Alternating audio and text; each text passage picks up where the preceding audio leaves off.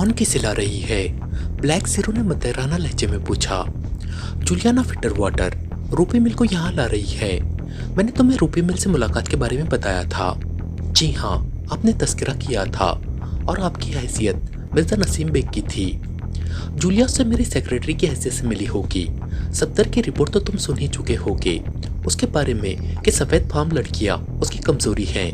लिहाजा जूलिया ने उससे बिजनेस की बातें की होगी और अब उसे माल दिखाने यहाँ ला रही है। यहाँ ब्लैक ज़ीरो के लहजे में हैरत थी। जाहिर है कि वो यहाँ से जिंदा तो वापस जा नहीं सकता, इसलिए घर देख लेने में कोई मजायका नहीं। मैंने आपको इस तरह कभी कश्त व खून पर आमदा नहीं देखा। मुल्क का मफाद इसी में है। ब्लैक ज़ीरो कुछ न बोला। इन दिनों से इमरान के चेहरे पर हिमाकत के जलवे नहीं दिखाई दे रहे थे और वो बहुत ज्यादा मोहतात नजर आता था। तरीक कार में उठपटांगपन महसूस नहीं किया जा सकता था। हर कदम नबातुला उठता। वो उसे ड्राइंग रूम में बिठाकर खिसक जाएगी। मैंने खास तौर पर हिदायत दी थी कि वो रूपी मिल से मेकअप ही में मिले, लेकिन रूपी मिल की अहमियत क्या रह जाती है जबकि वो गटरोट के अलावा और किसी को नहीं जानता। इस बिसात के सारे मोहरे पिटने के बाद ही देखूंगा कि बादशाह किस किले में पनाह लेता है। ब्लैक ज़ीरो खामोश हो गया। कुछ देर बाद उसने पूछा, क्या आप उससे नसीम बेग ही के मेकअप में मिलेंगे? यहाँ उसकी जरूरत बाकी नहीं रहती। इमरान बोला, उसे भी मेरी तलाश थी, उसके पास भी मेरी तस्वीर थी। उसने अपने बाज मुलाजिमिन को भी मेरी तलाश पर मामूर किया था। यह भी जरूरी नहीं गटरोट ने उसके बारे में सब कुछ सफदर को बता दिया हो, क्योंकि सफदर ने उसे उसके साथ देखा था। तस्करा आया तो उसे कुछ न कुछ बताना ही पड़ा। दफतन उसे खामोश हो जाना पड़ा। शायद ये इत्तला घंटी ही की आवाज थी। वो उठता हुआ बोला, काम बन गया। रूपी मिल ड्राइंग रूम में मौजूद है। फिर सिर्फ इमरान ही वहां से उठकर ड्राइंग रूम में दाखिल हुआ। रूपी मिल सामने ही सोफे पर नीमदराज था। इमरान पर नजर पड़ते ही चौंका। दरवाजा इमरान की पुश्त पर बंद हो चुका था। रूपी मिल इस तरह उठ गया जैसे सोफे के स्प्रिंग्स ने उछाल दिया हो। तो तुम, मैं शायद तुम्हें पहचानता हूँ, उसने बौखलाए हुए लहजे में कहा। फिर चेहरे पर ऐसे आसार नजर आए जैसे खुद उसे अपनी ये जल्दबाजी या इस्तरारी कैफियत पसंद न आई हो। इसीलिए तो तुम यहाँ नजर आ रहे हो, इमरान ने गुर्राहट नुमा आवाज में जवाब दिया। क्या मतलब? बैठ जाओ, मैं तुमसे कमजोर नहीं पड़ूंगा, समझे? नरेश और तुम्हारे सेक्रेटरी को मैंने ही ठिकाने लगाया था और मैं बिल्कुल तन्हा था। तो वो तुम तक पहुंच गए थे। पहुंच ना गए होते तो इस हाल को कैसे पहुंचते? यानी कि फिर वो तुम्हारा ही आदमी हो सकता है जिसने गटरोट को तुम्हारे बारे में मुत्तला किया था। तुम्हारा ये ख्याल भी दुरुस्त है। लेकिन मुझे यहाँ इस तरह क्यों बुलवाया गया है? सिर्फ ये मालूम करना है कि तुम अब तक उस लड़की के लिए क्या कुछ करते रहे हो। वो कुछ ना बोला, लेकिन इमरान का अंदाजा था कि वो खुद को लड़ भिड़ कर निकल जाने के लिए तैयार कर रहा है। क्या ख्याल है, आसानी से बता दोगे या नहीं? उसने उसे फिर मुखातिब किया। मैं नहीं समझ सकता कि तुम कैसी बातें कर रहे हो। हफ्स बेजा में रखकर मुझे धमकियां दे रहे हो। ये कानूनन बहुत बड़ा जुर्म है, बशर्त ये कि कानून के इल्म में आ सके कि रूपी मिल की लाश कहाँ दफन है। ओ, कत्ल कर देने की धमकी? धमकी नहीं, बल्कि ये एक अटल इरादा है। ये बात दूसरी है कि तुम्हारे जुबान खोलने में फैसला तब्दील कर दूं। तुम हो क्या भला? रूपी मिल उठता हुआ बोला। अब मैं ऐसा भी चूहा नहीं हूँ कि तुम जैसे लफंगों की धमकी में आ जाऊं। फिर उसका मुक्का उठा ही रह गया और उसके गिरेबान पर एक ही झटका उसे मुंह के बल फर्श पर ले आया। अभी वो उठने नहीं पाया था कि उसके बाल इमरान के गिरफ्त में आ गए और उसने उसे इस तरह झटका दिया कि वो फिर उसी सोफे में जा पड़ा। लेकिन दमखम वही थे। फिर उठा और इमरान पर झपट पड़ा। इस बार इमरान का हाथ उसकी गुद्दी पर पड़ा था। रूपी मिल ने कोशिश की थी इस बार जमीन न देखनी पड़े, लेकिन ये कोशिश उसे कई कदम आगे बढ़ा ले गई और उसका सर दीवार से जा टकराया। मैं तुम्हें गुफ्तगू करने के काबिल रखना चाहता था, इमरान ने उसके दोबारा उठने से कबल ही पुरसुकून लहजे में कहा। लेकिन अगर तुम चंद घंटे बेहोशी रहना चाहते हो तो मुझे क्या एतराज हो सकता है? रूपी मिल कुछ न बोला, उठकर सीधा खड़ा हो गया था। बुरी तरह हाँप रहा था और खूंखार नजरों से इमरान को घूरे जा रहा था। वो औरत कहाँ है? बिल आखिर कुछ देर बाद हाँपता हुआ बोला। वो आदमी कहाँ है जिसने फ्रेंड्स एब्रॉड में मुझसे गुफ्तगू की थी? उन्हें भूल जाओ, मेरा कारोबार बहुत वसी है। तुम बताओ उन पांचों को तुम्हारी लॉन्च कहाँ ले गई है? पांचों को वो हकला कर रह गया। मेरे पास ज्यादा वक्त नहीं है। गटोट की तरफ से तुम्हें उनके बारे में क्या हिदायत मिली थी? रूपी मिल की हालत में काफी तब्दीली नजर आ रही थी। गैस वो गजब आहिस्ता आहिस्ता रुखसत हो गया था और अब आंखों में हैरत और खौफ के मिले जुले आसार साफ पड़े जा सकते थे। मेरी बात का जवाब दो। इमरान फिर गुर्राया। उसने कहा था कि वो साहिल से 20 मील दूर एक जहाज तक पहुंचना चाहते हैं। उससे ज्यादा मैं और कुछ नहीं जानता। लॉन्च उन्हें पहुंचाकर वापस आई थी। हाँ, वापस आ गई थी। जहाज का नाम बताओ। मैंने मालूम करने की जरूरत ही नहीं समझी थी। हालांकि तुम जानते हो कि तुमने खिलाफ कानून हरकत की है। अब जो कुछ भी हो, रूपी मिल ने लापरवाही का अंदाज इख्तियार करने की कोशिश की। इसकी सजा जानते हो। ओ, तुम इसकी परवाह ना करो। कानून मेरी जेब में रखा रहता है। तुमने मॉरेली फराम को क्यों धमकियां दी थी? ओ, अब समझा। तो ये सब कुछ तुम उसकी हमदर्दी में कर रहे हो। मेरी बात का जवाब दो। क्या मैं तुम्हारा पाबंद हूँ? फिर बहकने लगे। ओ, तुम हो क्या चीज? मैं जानता हूँ कि पुलिस से छुपते फिर रहे हो, लेकिन तुम पुलिस से फरियाद करने के लिए जिंदा न रह सकोगे अगर मेरी बातों के सही जवाब न दिए। ये धमकी है, जान से मर देने की धमकी। क्या ये गैर कानूनी? कानून के मुहाफिजों को कभी कभी अपनी अकल भी इस्तेमाल करनी पड़ती है। तुम कानून के मुहाफिज। मैं तुमसे जो कुछ पूछ रहा हूँ उसका जवाब दो। रूपी मिल सख्ती से होंठ बीचे उसे घूरता रहा।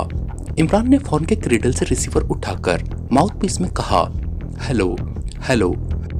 देखो, कोयले दहकाओ और 3-4 सिक्के तपा डालो। क्या मतलब? रूपी मिल बोल पड़ा। मतलब ये कि तुम जिस्मानी कुव्वत में मुझसे कम हो। इमरान ने रिसीवर क्रीडल पर रखते हुए कहा, तुमसे जैसा बर्ताव मुनासिब समझूं कर सकता हूँ। तुम आखिर चाहते क्या हो? चंद मालूमात।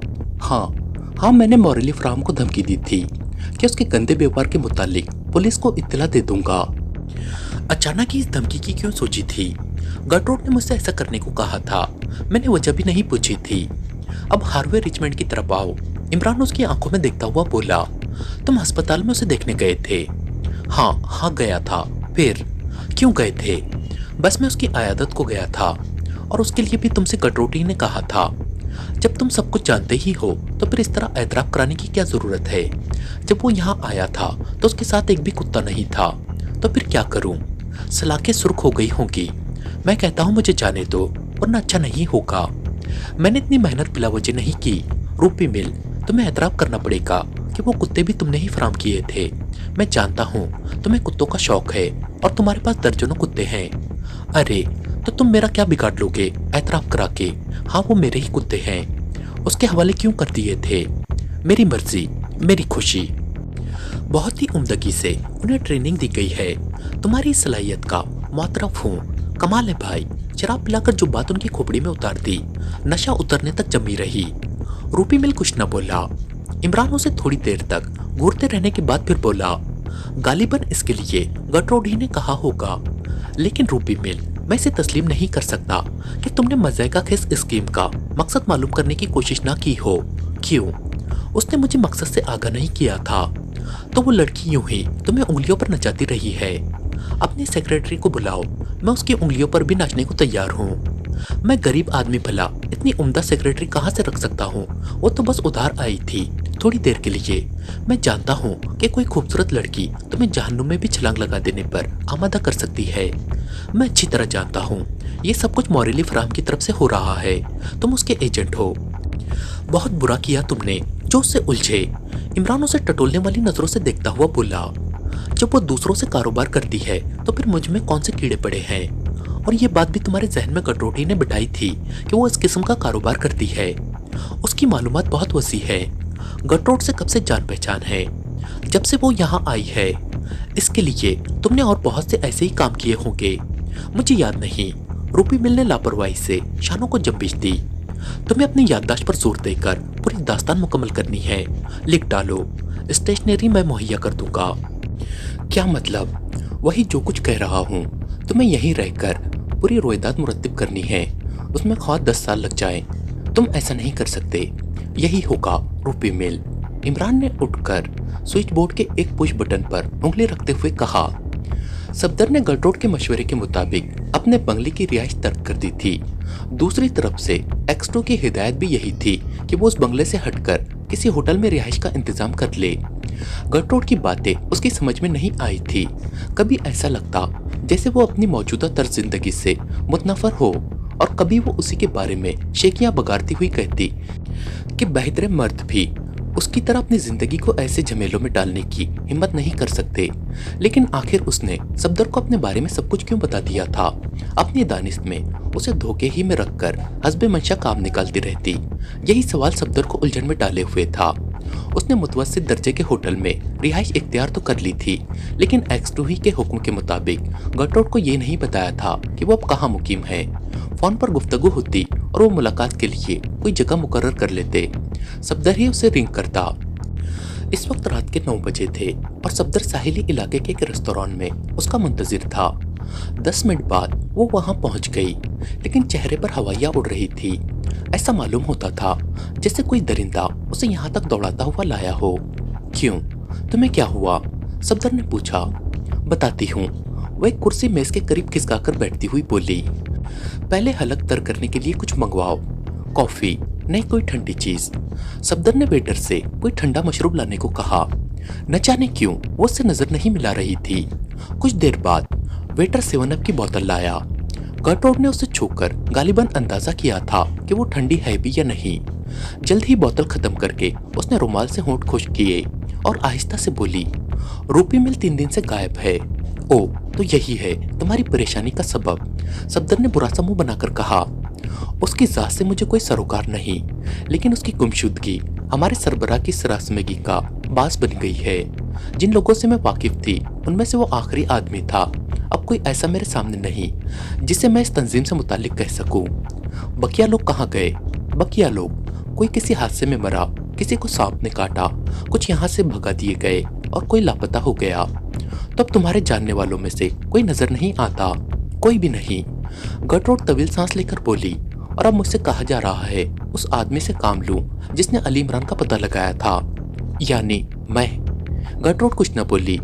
थोड़ी देर बाद उसने कहा, मैं भूखी भी हूँ। यहाँ केकड़े के सूप या झींगों के अलावा और कोई ढंग की चीज न मिलेगी। झींगे मंगवा लो। सफदर ने झींगों के लिए वेटर से कहा और खामोशी से गर्ट्रूड का जायजा लेता रहा। क्या देख रहे हो? गर्ट्रूड बोली। आखिर मुझे मेरे मकान से हटा देने का क्या मकसद है? इसी का अंदाजा करना था कि मेरे अलावा और कोई भी बाकी बचा है या नहीं। भला इससे किस तरह अंदाजा किया जा सकता है? पहले वो बहुत बाखबर रहता था। मैं खुसूसियत से अपने बारे में कह सकती हूँ कि वो मेरी जरा जरा सी बात का इल्म रखता था, लेकिन आजकल उसे इल्म नहीं कि मैं क्या कर रही हूँ। अगर फिलहाल मेरे अलावा कोई और भी उसका ताबे फरमान होता तो कम अज कम उसने अलहदा से तुम्हारी निगरानी जरूर कराई होती। वो महज उस पर मुतमईन नहीं हो जाता कि मैंने जिसे उलझाया है वो सचमुच उसके लिए कारामद साबित होगा। अपने तौर पर भी उसे देखता परखता है। बस तो फिर क्या है, तुम बआसानी उसके पंजे से रिहाई हासिल कर सकती हो। ये किसी तरह भी मुमकिन नहीं। मैं दूसरी हैसियत में भी आज़ाद नहीं, मिशन की पाबंद हूँ। मिशन के सरबराह की इजाज़त के बगैर मैं मुल्क से बाहर नहीं जा सकती। नहीं सफदर, मेरी गुलू खुलासी हर हाल में नामुमकिन है। तुम गालिबन ये भी सोचते होगे कि मैंने तुम पर अपना राज क्यों जाहिर कर दिया। बस क्या बताओ, कोई ऐसा भी तो होना चाहिए जिसके सामने दिल का बुखार निकाला जा सके। अगर तुम ना मिलते मुझे तो मैं पागल हो जाती। तुम बहुत अच्छे हो। मैं यकीनन बहुत अच्छा हूँ। अगर तुम्हारी लुगात में अच्छा उल्लू के पट्टे को कहते हैं। खफा हो? आखिर क्यों? आखिर क्यों? सफदर ने तंजिया लहजे में कहा। घर छूटा और अब होटल के लंबे चौड़े अखराजात। मेरा बाप इतना बड़ा जागीरदार नहीं है। इस किस्म के सारे अखराजात का जिम्मा मैं लेती हूँ। वैसे तुम्हारा कयाम कहाँ है? ये तो मैं हरगिज ना बताऊंगा। पता नहीं कब तुम्हारी कोई मजबूरी मेरी भी गर्दन कटवा दे। बहरहाल आज मैंने तुम्हें इसीलिए बुलाया है कि मैं सूरत हाल से तंग आ गया हूँ। क्या मतलब? हमें अब फिर एक दूसरे के लिए अजनबी हो जाना चाहिए। ये नामुमकिन है। मैं मर जाऊंगी सफदर। इस भरी दुनिया में तुम्हारे अलावा और कोई हमदर्द मुझे नहीं दिखाई देता, लेकिन ये हमदर्दी मुझे बहुत महंगी पड़ी है। तुम जो कुछ चाहो मैं तुम्हारे लिए कर सकती हूँ। बस मुझे बख्श दो। इस किस्म की जिंदगी मेरे मिजाज से मुनासिबत नहीं रखती। शुरू में तफरीहन इस मशगले में पड़ा था, लेकिन अब हालात का इल्म हो जाने के बाद मुझे सोचना पड़ रहा है कि कहीं मेरा मुस्तकबिल तबाह ना हो जाए। पता नहीं तुम लोग किस चक्कर में हो। गर्ट्रूड कुछ न बोली। इतने में वेटर झींगे की प्लेटें लाया और वो दोनों खामोशी से खाते रहे। गटरोड बहुत ज्यादा फिक्रमंद नजर आ रही थी। झींगे खत्म करके उसने सफदर से सिगरेट मांगी। सिगरेट के हल्के हल्के 2-3 कश लेकर बोली, तो तुमने इसीलिए मुझे बुलाया था? हाँ, मैं फिर कहती हूँ कि ये नामुमकिन है। वैसे मैं हत्ताउल इम्कान कोशिश करूंगी कि तुम्हें कोई गुज़र ना पहुंचे। तुम्हें ऐसा कोई काम ना करना पड़ेगा जिसके लिए तुम्हें अपने मुल्क के कवानीन को जवाबदेह होना पड़े। सवाल ये है कि तुम जबरदस्ती मेरे गले क्यों पड़ो? अब तो गले पड़ ही गई हूँ। अच्छी बात है, आइंदा तुम्हें रिंग ही ना करूंगा। तुम नहीं जानती मैं कहाँ रहता हूँ। अगर तुमने ऐसी कोई हरकत की तो मैं तुम्हारी हलाकत का बास बन जाऊंगी। मैं अब तुम्हारी किसी बात का जवाब न दूंगा। सफदर बोला और वेटर को बुलाकर बिल लाने को कहा। गटरोड उसे घूरती रही। बिल की अदायगी के बाद सफदर उठना ही चाहता था कि गटरोड ने उसके हाथ पर हाथ रख दिया। बेकार है, कतई नामुमकिन, सफदर गुस्सीले अंदाज में बड़बड़ाया।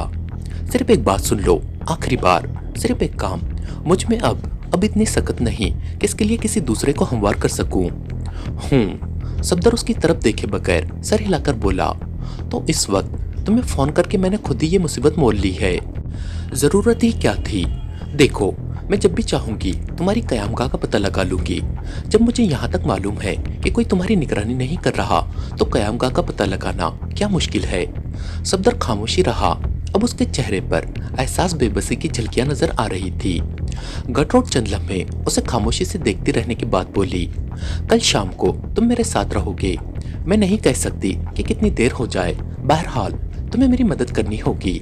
किस सिलसिले में, ये मैं कल मिलने के बाद ही बताऊंगी। सफदर थोड़ी देर तक चुप रहा, फिर बोला, मैं नहीं समझ सकता कि मुझे क्या हो गया है। क्या मतलब? तुमसे पीछा छुड़ाना चाहता हूँ लेकिन नहीं छुड़ा सकता। क्यों नहीं छुड़ा सकते? मैं खुद भी नहीं जानता। अगर मैं तुमसे ना मिलना चाहूँ तो शायद मलिकुल मौत भी मुझे इस पर आमद न कर सके। लेकिन हाँ कहो कहो। वो पुरइश्तियाक लहजे में बोली और मेज पर कोहनियां टेक कर आगे झुक आई। मैं नहीं जानता, मैं तुम्हें नापसंद भी करता हूँ, लेकिन तुम्हारी कोई बात टालते हुए दुख भी होता है और दिन में कम से कम एक बार मिलना भी चाहता हूँ। तुम मुझे नापसंद नहीं करते, मुझे यकीन है। ओ तो क्या मैं खुद को समझ नहीं सकता? इस मामले में बच्चे हो, यकीन करो, मुझे तुम्हारी मासूमियत पर प्यार आता है। आहिस्ता बोलो, सफदर ने इधर उधर देखकर सहमे हुए अंदाज में कहा और वो हंस पड़ी। सफदर ने झेपने की कामयाब एक्टिंग की थी। कसम है, बस यही बातें तो। गटरोड जुमला पूरा किए बगैर फिर हंस पड़ी। मैं जा रहा हूँ। सफदर उठ गया। मैं भी चल रही हूँ, वो भी साथ ही उठती हुई बोली। राफिया सुमोना अब बाकायदगी से उससे मिल रही थी। दिन भर के तजुर्बात बयान करती और वो उसे तसल्लियां देता। अब वो दिन रात उसी के मुतालिक सोचती रहती। वो तो उसे प्रोफेसर ओटो विलानी से भी ज्यादा पुरइसरार मालूम होने लगा था। आज जब वो अपने काम पर से होटल वापस आई तो उसने उसका कमरा मखफल पाया और अपने कमरे की तरफ बढ़ती चली गई। अपने कमरे का दरवाजा खुला। सामने ही फर्श पर एक लिफाफा पड़ा दिखाई दिया। लिफाफे पर उसी का नाम तहरीर था। दरवाजा बंद करके लिफाफा चाक किया। उसमें से सूख रंग का कागज बरामद हुआ जिस पर तहरीर था। मुझसे बराह रास्त कोई ताल्लुक ना रखो। मुझे शुबा है कि होटल का एक वेटर तुम्हारी निगरानी करता है। अब हम इसी तरह तहरीरों के जरिए एक दूसरे तक अपने पैगामात पहुंचाते रहेंगे। तुम्हें जो कुछ कहना हो लिखकर मेरे कमरे में डाल दिया करो, लेकिन इससे कबल अच्छी तरह इत्मीनान कर लेना कि आसपास कोई ऐसा आदमी तो मौजूद नहीं जो मुश्तबा हो। जिस वेटर पर तुम्हारी निगरानी करने का शुबा है उसकी टोड़ी पर बाएं जानिब उभरा हुआ सिया तिल है जो खासे फासले से भी नजर आता है। तुम्हारा पड़ोसी। राफिया ने खत खत्म करके तवील सांस ली और कुर्सी के हत्थे पर टिक गई। तो अब उसकी भी निगरानी हो रही है। जाहिर है कि वो प्रोफेसर ही का कोई आदमी होगा। हो सकता है इसी दौरान उसके रवैये में उसने किसी किस्म की तब्दीली महसूस की हो। वो लाख संभल कर रहे, लेकिन जब उसके खिलाफ उसके दिल में बुराई आ गई है तो किसी न किसी तरह उसका इज़हार होता ही होगा। लेकिन ये पुरइसरार नौजवान, इससे मुलाकात महज इत्तेफाकिया थी, लेकिन उधर भी वही रूहों का चक्कर था। आखिर वो किसी जंजाल में फंस गई है। पहले तो प्रोफेसर में भी उसे कोई ऐसी बात नजर नहीं आती थी जिसे अपने लिए मखदूश ठहरा सकती, लेकिन फिर क्या हुआ था? क्या वो रोज बरोज फरेबकार नहीं साबित हो रहा? दरअसल खुद उसे ही रूहानियत से लगाव था। बचपन ही से अजीब वो गरीब ख्वाबों में डूबी रहती थी। राइडर हैग्रिड के सारे नावल पढ़ डाले थे और उसकी तन्हाइयाँ अमूमन वैसे ही ख्वाबों से दो चार रहती थी, जिन्हें वो माहिर फन मुसन्निफ हकीकत बनाकर पेश करने में यद तवाला रखता था। बहरहाल ये उसकी इब्तिदा तबाही थी जिसने उसे प्रोफेसर की मुलाजिमत पर आमेदा किया, और बात की बातें तो फिर उसके ख्वाबों से हम आहंगी होती चली गई थी। वो अब भी कुर्सी के हत्थे ही पर टिकी हुई ख्यालात में गर्क थी, और ये पुरइसरार नौजवान ये क्या चाहता है। वो आजकल उसके लिए उन खतूत की नकलें ला रही थी जिनमें सिरे से सिर्फ जानवरों ही के नाम लिखे होते थे। आज भी ऐसे 3 खत थे। आखिर ये क्या चक्कर है? पता नहीं प्रोफेसर झूठा है या ये खुद। दफतन उसे प्रोफेसर की याद आई। उसने एक बार उससे उन खतूत के बारे में पूछा था जिस पर प्रोफेसर ने कहा था कि वो मुखालिफ रूहों की हरकत है। तो क्या वो नौजवान मुखालिफ रूहों का पुजारी है? ओ, सब बकवास है। ऐसी रूहें सिर्फ कहानियों और नावलों में पाई जाती है।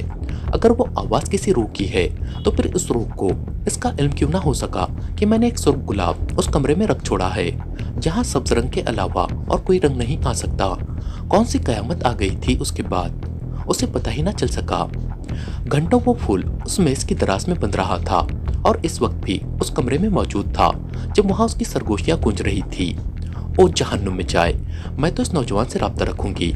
हो सकता है प्रोफेसर के मुकाबले में कम फ्रॉड साबित हो।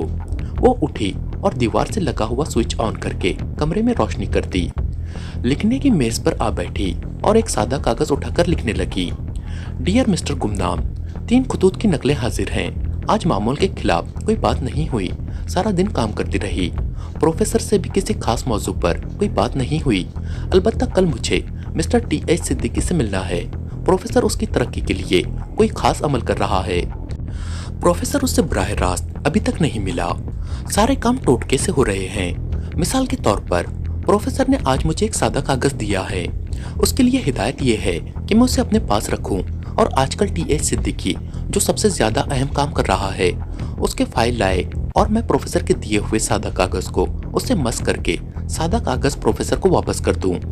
कल शाम 7 बजे वो रियाल्टो में मुझसे मिलेगा और वो फाइल उसके साथ होगा। ये सारी बातें मेरी समझ में नहीं आती। अब मैं उस वेटर का ख्याल रखूंगी। कल चूंकि मुझे ये अहम काम सर अंजाम देना है, इसलिए कल दिन फिर यहीं अपने कमरे में आराम करूंगी और कोई ऐसी खास बात नहीं है जिसका तस्करा जरूरी है। खत खत्म करके उसने एक सादा लिफाफा उठाया और उस खत समेत मुतज़क्किरा 3 खतूत की नकुल उसमें रखकर फिलिप चिपका दिया। कमरे से बाहर आई। राहदारी एक सिरे से दूसरे सिरे तक वीरान थी।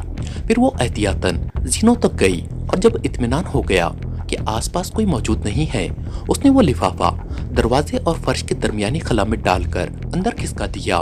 फिर सीधी होकर दोबारा गर्दोपेश नजर दौड़ाई और अपने कमरे में वापस आ गई। 5 बजे शाम को उन्हें मिलना था। गट रोड ने जगह तजवीज की थी। सफदर वहीं पहुंचकर उसका मुंतजिर रहा। वो ठीक वक्त पर पहुंची थी। आज उसने मेकअप पर शायद काफी वक्त सर्व किया था। बड़ी दिलकश लग रही थी। बड़ी देर तक वो शहर की मुख्तलिफ सड़कों पर चकराते फिरे। फिर 6:30 बजे गट रोड ने रियाल्टो के सामने गाड़ी रोक दी। क्या अब मैं किसी दूसरी मुसीबत में फंसूंगा? आओ उतरो, अंदर चलो। सफदर बुरा सा मुंह बनाए गाड़ी से उतरा और वो दोनों रियाल्टो की इमारत में दाखिल हो गए। ठीक 7 बजे राफिया सुमोनाव रियाल्टो में दाखिल हुई। डाइनिंग हॉल में कहीं कहीं खाली मेजें भी नजर आ रही थी। उसे टी.एच. सिद्दीकी कहीं ना दिखाई दिया। वो नर्वस हो गई। इस इरादे से तो आई नहीं थी कि सिद्दीकी की अदम मौजूदगी में तन्हा ही बैठेगी। इस किस्म की नशिस्तों से उसे कभी दिलचस्पी नहीं रही थी। सोच ही रही थी कि अब क्या करे। दफतन बाई जानिब से सिद्दीकी आता दिखाई दिया। यहाँ नहीं, ऊपर फैमिली रूम में बैठेंगे। मेज पहले से मखसूस है, उसने कहा और राफिया उसके पीछे चलने लगी। ऊपर फैमिली रूम में ज्यादा भीड़ नहीं थी। सिर्फ 3 मेजें आबाद नजर आई। एक खाली मेज पर रिजर्वेशन का कार्ड पड़ा था। सिद्दीकी ने उसी की तरफ इशारा किया। वो बैठ गए। राफिया कुछ बौखलाई हुई सी लग रही थी। सोच रही थी कि सिद्दीकी ही गुफ्तगू में पहल करे तो अच्छा है। खुद उसके पास तो कहने के लिए कुछ भी नहीं था। जाहिर है कि हम रात का खाना भी यहीं खाएंगे। सिद्दीकी ने कहा, नहीं मिस्टर सिद्दीकी, मैं इस वक्त छुट्टी पर नहीं हूँ। हमारी ये मुलाकात कारोबारी है। मैं इस कागज को फाइल से मस करके वापस जाऊंगी। सिद्दीकी हंसने लगा और वो हैरत से उसे देखती रही क्योंकि हंसने का अंदाज मज़ाकाना था। मैं तुम्हारी वजह से इन हिमाकतों में पड़ा हूँ। सिद्दीकी ने हंसी रोकते हुए कहा, मैं नहीं समझी। यही सबके फाइल से कागज मस किया जाए और प्रोफेसर उस पर कोई अमल करे। क्या आज की दुनिया में ये सब कुछ मजाक का खेस नहीं मालूम होता? तो तुम वो फाइल नहीं लाए? लाया हूँ। यही तो कहना है कि तुम्हारी वजह से ये खतरा भी मोल लेना पड़ा है। इंतहाई कॉन्फिडेंशियल फाइल है, ऑफिस की हदूद से बाहर नहीं लाई जा सकती, लेकिन तुम्हारी वजह से कोई बहाना तो हाथ आए मुलाकात का। राफिया, तुम समझ नहीं सकती कि तुम मेरे लिए क्या हो गई हो। मुझे बचपन ही से ऐसा महसूस होता रहा है जैसे मुझे किसी का इंतजार हो। तुमसे मिलने से कब्ल तक यही एहसास बरकरार रहा है। जरा सोचो, तो मैंने अरसे तक इस एहसास की परवरिश की है, फिर अचानक तुम सामने आती हो और वो ज़हनी कैफियत रफा हो जाती है। मिस्टर सिद्दीकी, मुझे अफसोस है कि आपकी बातें मेरी समझ में नहीं आती। अब फाइल निकालिए, मैं उससे कागज मस करूं और उसे प्रोफेसर तक पहुंचाऊं। तो ये खतरा मैंने ख्वामखा मोल लिया। सिद्दीकी ने खिसियानी हंसी के साथ कहा, यकीन करो, अगर किसी को मालूम हो जाए तो मुझे न सिर्फ अपनी मुलाजिमत से हाथ धोने पड़े बल्कि शायद जेल भी चला जाऊं। तब तो मुझे कुछ और ही सोचना चाहिए। क्या सोचना चाहिए? जब इन चीजों पर तुम्हें यकीन ही नहीं तो तुमने इसका खतरा मोल ही ना लिया होगा, यानी कोई गैर अहम फाइल लाए होगे। जाहिर है कि असल मकसद तो मुझसे मिलना ही था। यही तो नहीं कर सका। राफिया, खुदा की कसम, मैं तुम्हें धोखा नहीं दे सकता। मुझे इससे क्या सरोकार, ये धोखा तो प्रोफेसर के साथ होता। तुम्हारे तवज्जुह से मैं किसी को भी धोखा नहीं दे सकता। मैं ऐसी ही ज़हनी कैफियत से दो चार हूँ। बाखुदा मैं दूसरा फाइल ला सकता था, लेकिन नहीं ला सका। मुझे खुद भी हैरत है कि मैंने इतना बड़ा खतरा कैसे मोल ले लिया। खैर खैर, अब उसे निकालो, मैं अपना काम करूं। उसके बाद मैं यहाँ नहीं ठहरूंगी। तुम फिर कभी मुझसे मिल सकते हो, वादा करती हो? हाँ, मैं मिलूंगी, लेकिन इस वक्त उसूल के खिलाफ कुछ नहीं कर सकती। लेकिन मैंने तो 2 आदमियों के खाने के लिए कह रखा है। मेरी खातिर मुझे इस वक्त जाने दो। प्रोफेसर ने खास तौर पर हिदायत की है कि काम करके फौरन मेरे पास पहुंच जाना। अच्छी बात है। सिद्दीकी ने तवील सांस ली। ये क्या चक्कर है? सफदर ने कटरोट से कहा। उसने सब्ज रंग का एक फाइल हैंडबैग से निकाला था। लड़की अपने पर्स से कागज निकालकर उस पर रगड़ती रही और फिर कागज को अपने पर्स में दोबारा रख लिया। और लो, अब शायद वो जा रही है।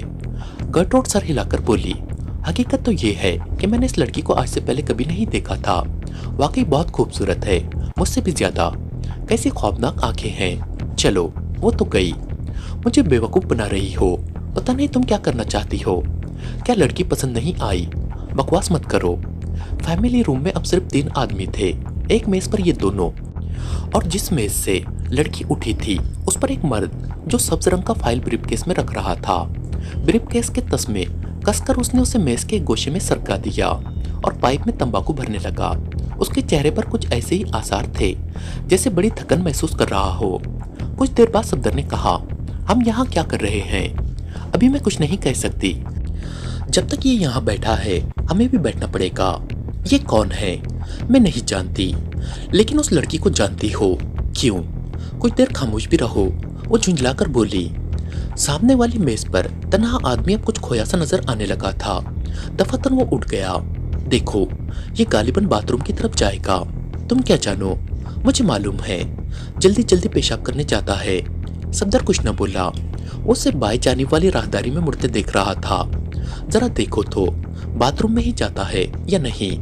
गर्टरोड ने कुछ ऐसे लहजे में कहा कि सफदर बेख्तियार कुर्सी से उठ गया। अब वो भी राहदारी की तरफ जा रहा था। जब वो फैमिली रूम से राहदारी की तरफ मुड़ा तो उसने उसे सचमुच बाथरूम में ही दाखिल होते देखा। दफातन उसे ख्याल आया कि वो भी देर से हाजत महसूस कर रहा था, लिहाजा वो उसके बराबर वाले बाथरूम में ही दाखिल हो गया। वहां से निकलकर फैमिली रूम में वापस आया तो गर्टरोड ना दिखाई दी। मेज खाली थी। तेजी से एक ख्याल शऊर की सतह पर उभरा।